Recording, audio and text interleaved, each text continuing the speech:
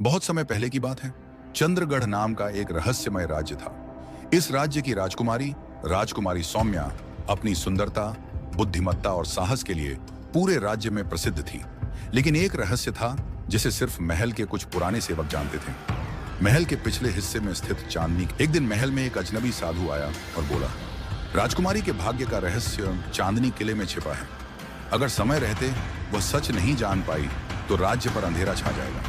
राजा ने उसे तुरंत किले से दूर रहने को कहा, लेकिन सौम्या अब चुप नहीं बैठ सकती थी। आधी रात को, चांदनी रात में, वह अकेली किले की ओर निकल पड़ी। किला सुनसान और सन्नाटे से भरा था। जैसे ही उसने भारी दरवाजा खोला, एक ठंडी हवा का झोंका आया। अंदर हर कोना धूल और मकड़ियों से भरा था, लेकिन एक कमरा अजीब तरह से चमक रहा था। वहां दीवार पर एक प्राचीन दर्पण था। जैसे ही सौम्या ने उसमें देखा, उसे अपने पीछे एक परछाई दिखाई दी। तभी दर्पण में एक और चेहरा उभरा, उसकी मां का चेहरा, जो राजकुमारी के जन्म के कुछ दिनों बाद ही रहस्यमय तरीके से गायब हो गई थी। मां की परछाई ने कहा, सौम्या, मैं यहीं किले में बंद हूं, एक श्राप में। इस किले का रहस्य सिर्फ वो खोल सकता है जो डर से नहीं, सच्चाई से प्रेम करता। राजकुमारी ने उस कमरे में छिपे सारे रहस्यों की तलाश शुरू की।